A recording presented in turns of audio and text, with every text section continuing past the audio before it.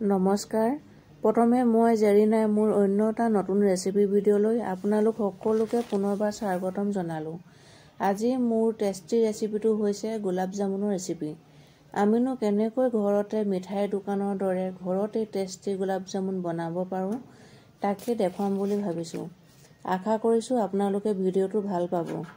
ঘৰতে বনোৱা এই গোলাপ জামুনটো খুবেই টেষ্টি হয় আৰু একেবাৰে মিঠাইৰ দোকানত কিনিবলৈ পোৱাৰ দৰেই হয়। গোলাপ জামুন আমি বহুত প্ৰকাৰে বনাব পাৰোঁ। তাৰ ভিতৰত আজি মই চুজিৰেনো কেনেকৈ গোলাপ জামুন বনাব পাৰি তাকে দেখাম বুলি ভাবিছোঁ আৰু লগতে কিছুমান টিপছ দিবলৈ চেষ্টা কৰিম।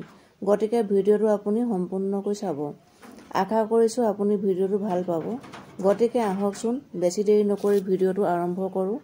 আমি আজি গোলাপ জামুন চুজিৰে বনাম, সেয়েহে এখন কেৰাহীত এবাটি চুজি একেবাৰে কম জুইত 2-3 মিনিটমানৰ কাৰণে শুকানে ভাজি ল'ম।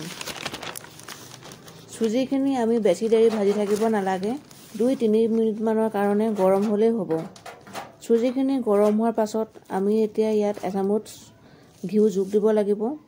আপোনালোকে ইচ্ছা কৰিলে ঘিউ নিদিলেও হয়, বাটাৰো দিব পাৰে। এয়া মই এচামুচ ঘিউ যোগ কৰি দিছোঁ আৰু এতিয়া ঘিখিনি চুজিখিনিত ভালকৈ মিক্স কৰি ল'ম। এইখিনি ভালকৈ মিক্স কৰাৰ পাছত এতিয়া আমি গাখীৰ দিব লাগিব। মই 2 বাটি গাখীৰ লৈ লৈছোঁ। গাখীৰখিনি মই একেবাৰতে সম্পূৰ্ণকৈ দি দিয়া নাই, অলপ অলপকৈ আমি ভালকৈ মিহলি কৰিব লাগিব। যিটো বাটিৰে মই চুজি জুখিছিলোঁ সেই একেটা বাটিৰে মই 2 বাটি গাখীৰো জুখি লৈছোঁ। আপুনি মন কৰিব যে যিটো পাত্ৰৰে চুজি জুখে সেই একেটা পাত্ৰৰে গাখীৰখিনি জুখিলেও ভাল হয়। আপুনি নিশ্চয় দেখিছে মই অলপ অলপকৈ গাখীৰ দি চুজিখিনি মিক্স কৰি আছোঁ।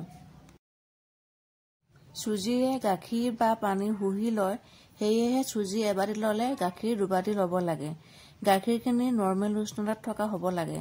আমি একেবাৰে মিশ্ৰণখিনি একেবাৰে কম জুইত ভাজিব লাগে আৰু একেৰাহে লৰাই থাকিব লাগিব। যেতিয়ালৈকে গোটা বান্ধি নাযায় তেতিয়ালৈকে মই লৰাই থাকিম। এয়া মোৰ গোটা বান্ধিলে। এতিয়া মই গেছৰ ফ্লেমটো অফ কৰি এখন প্লেটত নমাই থৈ ল'ম অলপ ঠাণ্ডা হ'বৰ বাবে। আৰু এইটো সময়তে মই চুগাৰ চিৰাপটো বনাই ল'ম।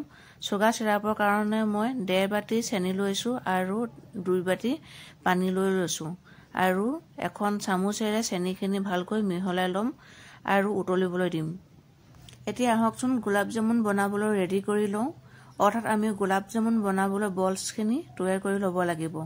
সেয়েহে মই এখন প্লেটত অলপমান ঘি দি লৈছোঁ আৰু মিশ্ৰণখিনি আটা মঠাৰ নিচিনাকৈ ধুনীয়াকৈ মঠি লৈছোঁ। এয়া মিশ্ৰণখিনি মোৰ ধুনীয়াকৈ চফ্ট হৈ গৈছে আৰু এতিয়া মই ইয়াৰ পৰা বলছখিনি বনাই ল'ম।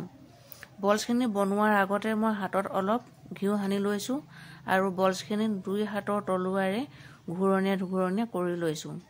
আপোনালোকে নিজৰ পচন্দৰ মতে ডাঙৰ সৰু চাইজ কৰিব পাৰে। এতিয়া মোৰ গোটেইকেইটা বলছ বনোৱা হৈ গ'ল। চাওকচোন ধুনীয়াকৈ বলছকেইটা ৰাউণ্ড হৈছে আৰু দেখিবলৈও ধুনীয়া হৈছে। এতিয়া আহকচোন বলছকেইটা আমি ভাজিবলৈ আৰম্ভ কৰোঁ। তাৰ বাবে মিডিয়াম ফ্লেমত এখন কেৰাহীত মই তেল গৰম কৰি লৈছোঁ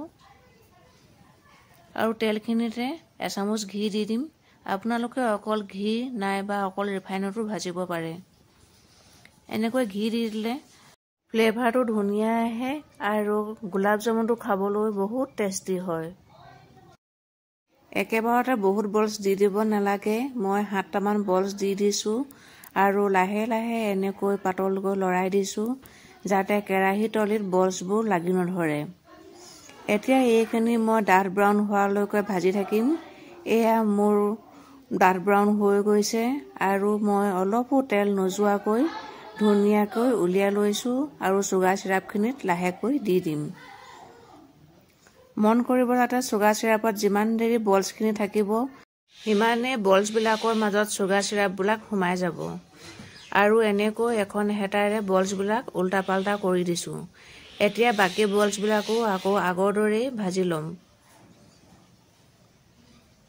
এইবাৰো মই 7-8টামানেই দি দিছোঁ আৰু এতিয়া লাহেকৈ এখন হেতাৰে লৰুৱাই দিছোঁ যাতে কেৰাহী তলিত লাগি নধৰে।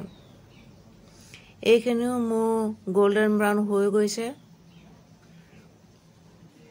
আপোনালোকে ডাঠ ব্ৰাউন হোৱালৈ ৰাখিব। গল্ডেন ব্ৰাউন হ'লে চুগাৰ চিৰাপত দিয়াৰ পাছত বলছবোৰ ভাগি যোৱাৰ সম্ভাৱনা থাকে। এতিয়া মই এখন হেতাৰে আকৌ লৰাই দিছোঁ আৰু বাকী থকাখিনিও এবাৰ একেলগতে মই গোটেইখিনি বলছ দি দিম আৰু লাহে লাহে ভাজি থাকিম। এনেকৈ মাজে মাজে লৰাই থাকিব। মন কৰিব যাতে চুগাৰ চিৰাপখিনি বেছি গৰম হৈ নাথাকে। মোৰ গোটেইখিনি বলছ ভজা হৈ গ'ল আৰু মই এইখিনি 2 মিনিটমানৰ কাৰণে উতলাই থ'ম আৰু 2 ঘণ্টামানৰ কাৰণে ঢাকি থৈ দিম। সেইটো সময়তে টেষ্টি গোলাপ জামুন ফুলি আহিব আৰু আমাৰ গোলাপ জামুন ৰেডি হৈ যাব। এয়া 2 ঘণ্টাৰ পাছত দেখাইছোঁ, চাওক গোলাপ জামুনখিনি দুগুণে ফুলি আহিলে আৰু আমাৰ এই টেষ্টি গোলাপ জামুন ৰেডি হৈ গ'ল। এয়া চাওক, এটা মই ভাঙি দেখাইছোঁ, একেবাৰে হোটেলৰ গোলাপ জামুনৰ দৰে হৈ পৰিছে। আপোনালোকেও এনেকৈ এদিন ট্ৰাই কৰি চাবচোন, নিশ্চয় ভাল পাব। মোৰ ভিডিঅ'টো যদি ভাল পালে তেনেহ'লে লাইক, কমেণ্ট আৰু শ্বেয়াৰ কৰি দিব। আগলৈও এনেকুৱা ভিডিঅ'বোৰ পাই থাকিবৰ কাৰণে মোৰ চেনেলটো ছাবস্ক্ৰাইব কৰি দিব আৰু কাষতে থকা বেল আইকনটো প্ৰেছ কৰি দিব। তেতিয়াহে মোৰ আহিবলগীয়া নতুন ভিডিঅ'বিলাকৰ নটিফিকেশ্যনবোৰ আপোনালোকে আগতীয়াকৈ পাই থাকিব। আকৌ এটা নতুন ৰেচিপিৰ সৈতে আপোনালোকৰ লগত আকৌ কথা পাতিম। আজিলৈ আহিছোঁ।